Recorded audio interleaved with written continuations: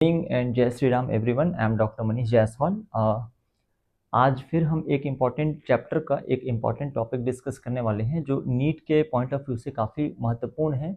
इसमें आप देखेंगे कि बायोमॉलिक्यूल जो चैप्टर है ना, हमारा जो आज का टॉपिक रहेगा बायोमॉलिक्यूल, और इसमें हर साल आपको क्वेश्चंस देखने के लिए मिलेंगे नीट में, प्लस ये बायोलॉजी के जो दूसरे चैप्टर्स हैं उनसे भी रिलेवेंट होता है। बहुत सारे इसके पॉइंट्स हैं, बहुत सारे इसके टॉपिक हैं जो अदर चैप्टर के साथ आप कनेक्ट कर सकते हैं। तो आज का जो हमारा टॉपिक होने वाला है वो है लिपिड, है ना। इसके बारे में कुछ बेसिक इन्फॉर्मेशन जो एनसीईआरटी बेस्ड हैं, और साथ ही साथ में कुछ एडिशनल इन्फॉर्मेशन जो आपको जानना चाहिए। तो लिपिड जो है, फर्स्ट ऑफ ऑल आपको पता होना चाहिए कि वाटर में जो होते हैं इनसॉल्युबल होते हैं, है ना। वाटर इनसॉल्युबल, जो भी लिपिड रहेगा ये वाटर में इनसॉल्युबल रहेगा, पहला पॉइंट है। अब इसमें लिपिड में ये सिंपल फैटी एसिड हो सकते हैं, सिंपल फैटी एसिड, है ना।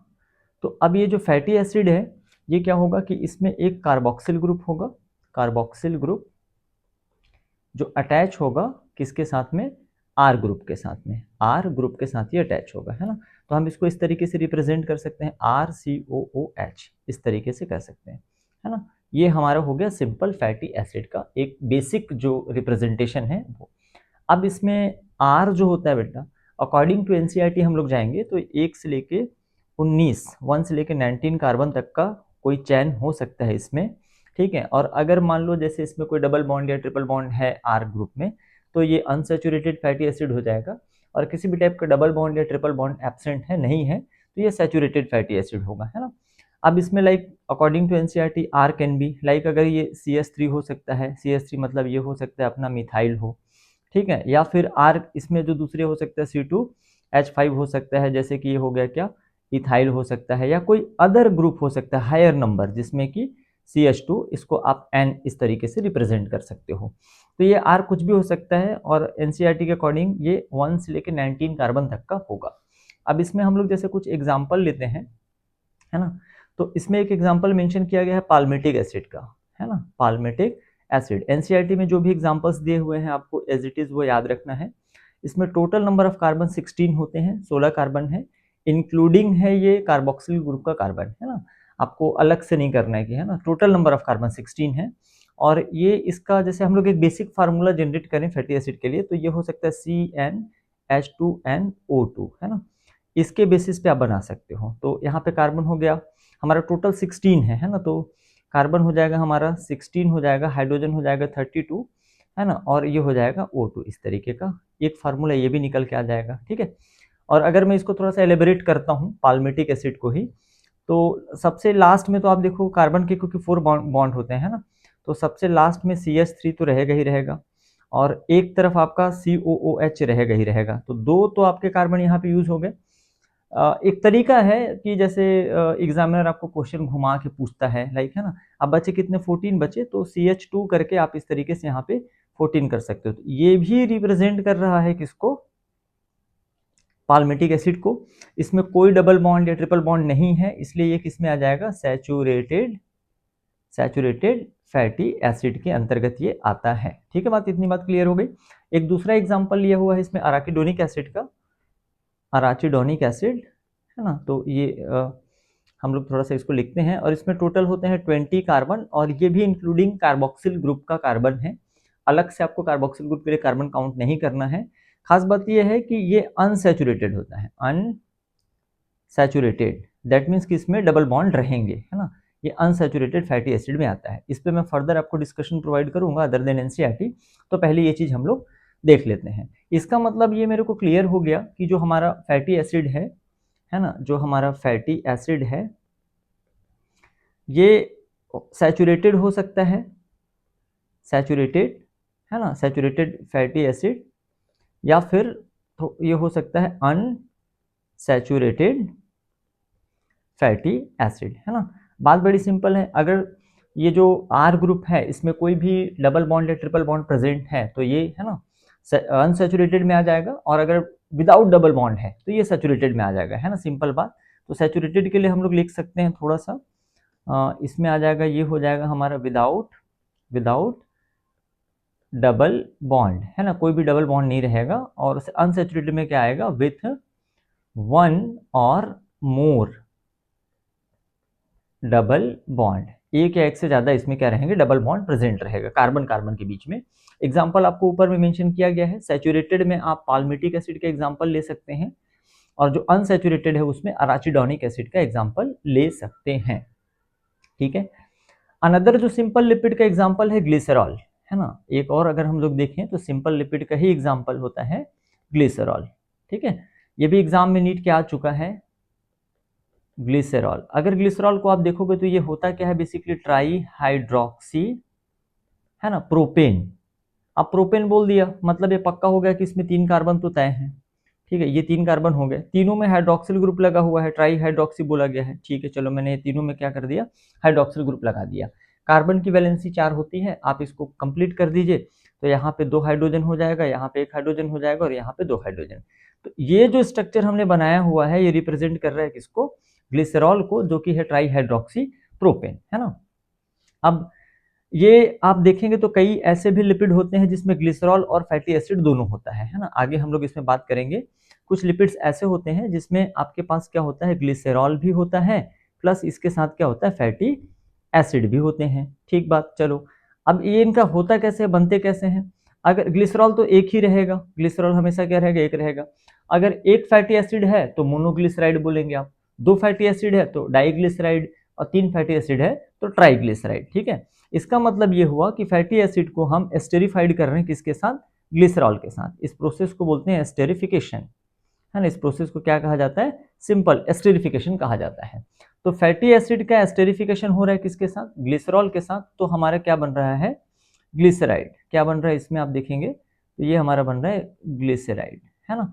अब ग्लिसराइड में भी मैंने आपको बता दिया कि मोनो हो सकता है, डाई हो सकता है, या फिर क्या हो सकता है, ट्राइग्लिसराइड हो सकता है, बेस्ड ऑन कि कितने फैटी एसिड आप ले रहे हैं। चलिए एक इसमें सेट करके देख लेते हैं।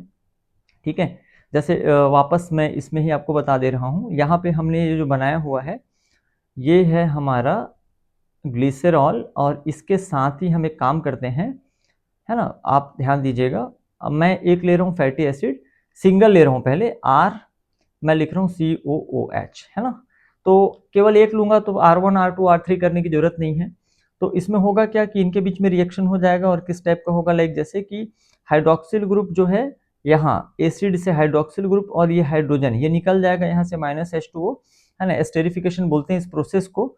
और अगर आप देखोगे तो ये बन जाएगा आपका, एज ए रिजल्ट आप इसको कंप्लीट कर लीजिएगा, यहाँ पे एक बॉन्ड बना दीजिएगा आप, है ना। ये मोनोग्लिसराइड बन जाएगा। लेकिन अगर मैं इसी की जगह क्या करता हूँ कि एक से ज्यादा ले लेता हूँ, है ना, एक से ज्यादा लेके देखते हैं हम लोग इसमें। ये अपना पेन आ गया इसको, ठीक है, एक से ज्यादा लेते हैं तो उस केस में फिर मैं क्या करूंगा, यहाँ पे R1 लिखूंगा, है ना। R1 हो जाएगा ये, यहाँ पे ये हमारा R1 हो जाएगा। सेम यहाँ पे क्या करेंगे हम लोग, R2 COOH, है ना।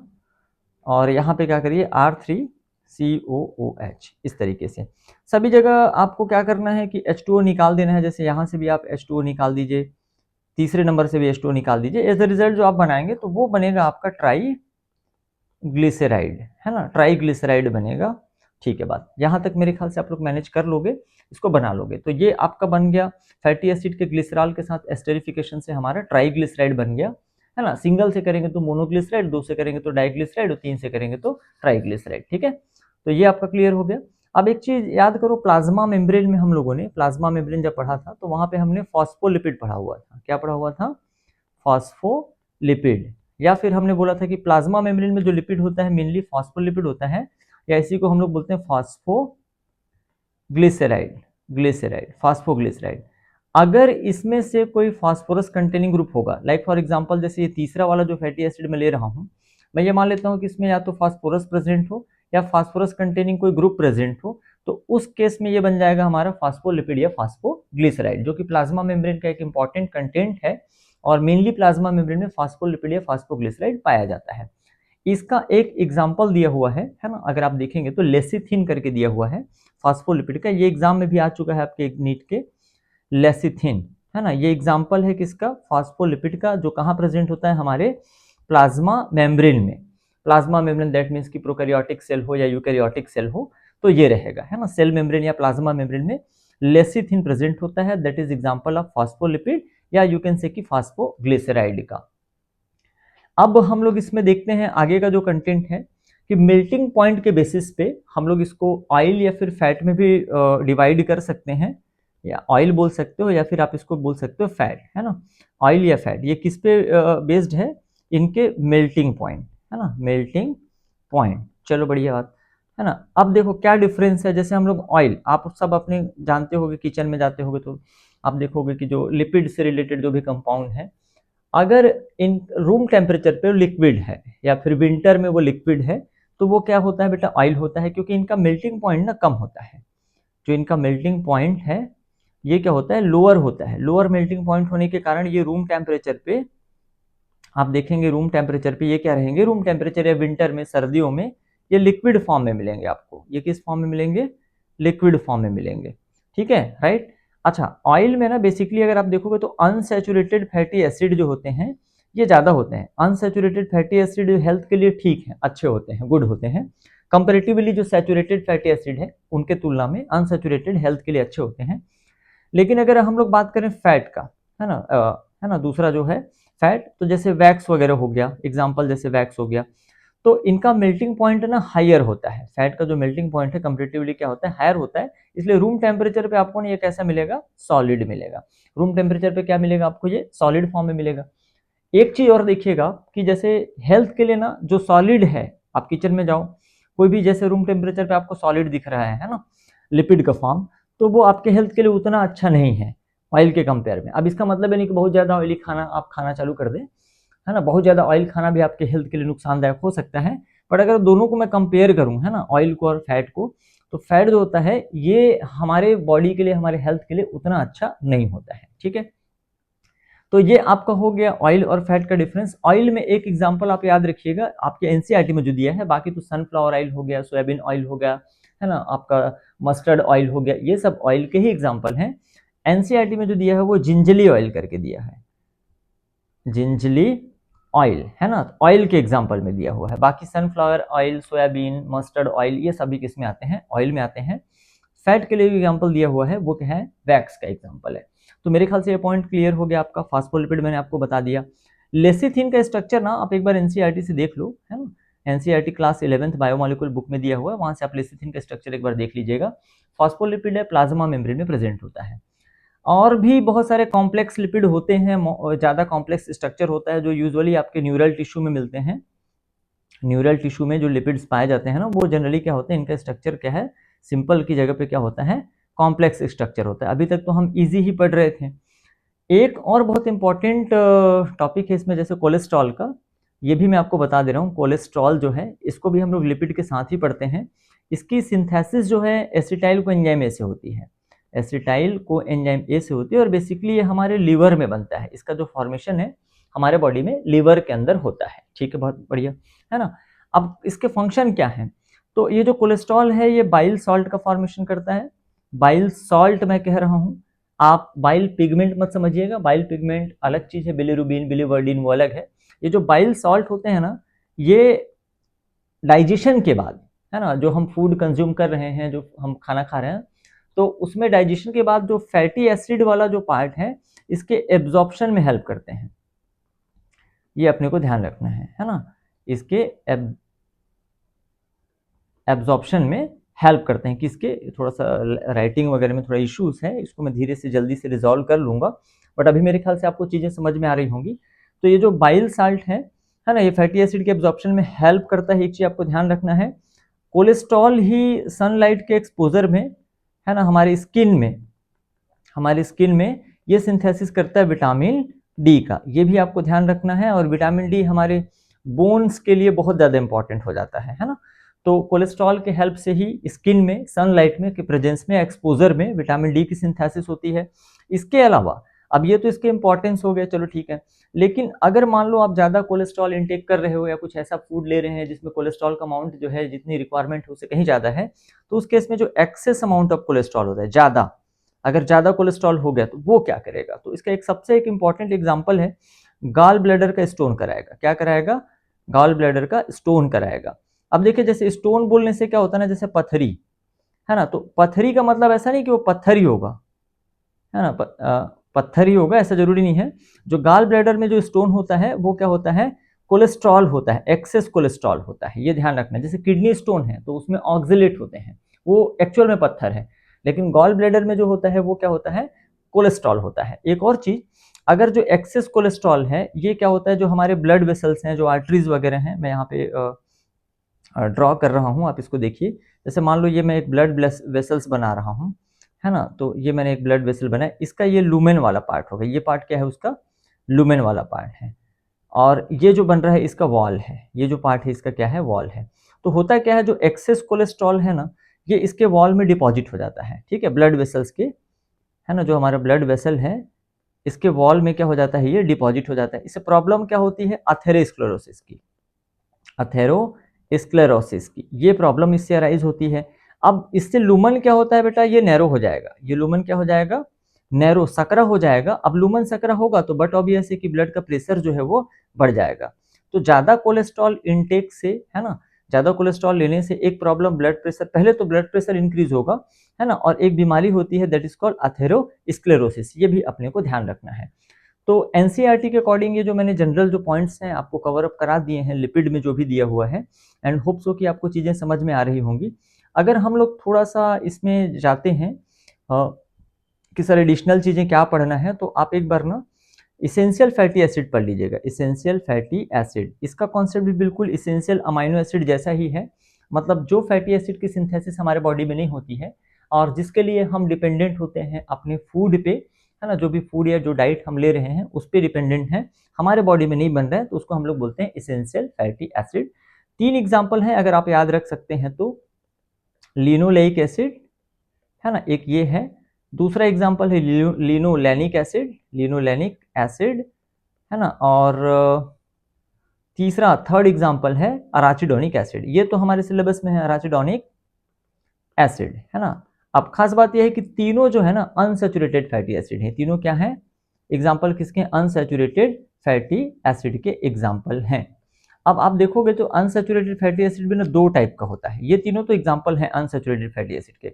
You can say like all essential fatty acid are unsaturated fatty acid. लेकिन जो अनसैचुरेटेड फैटी एसिड है ना ये भी 2 टाइप का होता है। कैसे 2 टाइप का होता है भाई, एक होता है मोनो अनसैचुरेटेड फैटी एसिड, है ना, ये होता है mono unsaturated fatty acid, in short इसको बोलते हैं MUFA, है ना। और दूसरा होता है पॉली अनसैचुरेटेड फैटी एसिड, इसको इन शॉर्ट बोला जाता है PUFA, ठीक है। अगर एक डबल बॉन्ड है तो मोनो अनसैचुरेटेड फैटी एसिड है, और एक से ज्यादा डबल बॉन्ड है तो पॉली अनसैचुरेटेड फैटी एसिड है। सिंपल हो गया। अब एग्जाम्पल क्या है, तो पॉली अनसैचुरेटेड फैटी एसिड के तो ये तीनों एग्जाम्पल हैं, ऑल इसेंशियल फैटी एसिड, ये किसके एग्जाम्पल है, पॉली अनसैचुरेटेड फैटी एसिड के, क्योंकि इनमें एक से ज्यादा डबल बॉन्ड होता है। और मोनो अनसैचुरेटेड फैटी एसिड का एग्जाम्पल है ओलेइक एसिड, है ना, ओलेइक एसिड, है ना। तो ये मोनो अनसैचुरेटेड फैटी एसिड का एग्जाम्पल है, इसमें एक डबल बॉन्ड होता है, यहाँ पे 2 डबल बॉन्ड होता है, यहाँ पे 3 डबल बॉन्ड होता है, और यहाँ पे 4 डबल बॉन्ड होता है। हालांकि स्ट्रक्चर आपको याद नहीं रखना है और रेयरली संभावना है कि इसमें डबल बॉन्ड ट्रिपल बॉन्ड ऐसा पूछेगा, बट फिलहाल तो आप ये कह सकते हैं कि जितने भी इसेंशियल फैटी एसिड हैं, ठीक है, वो एग्जाम्पल किसके हैं, अनसैचुरेटेड फैटी एसिड के। लेकिन all unsaturated fatty acid are not essential fatty acid. हमारे बॉडी में इनकी बहुत मस्ट रिक्वायरमेंट होती है, हमारे डाइट में जो भी फूड है उसमें ये प्रेजेंट होना ही चाहिए।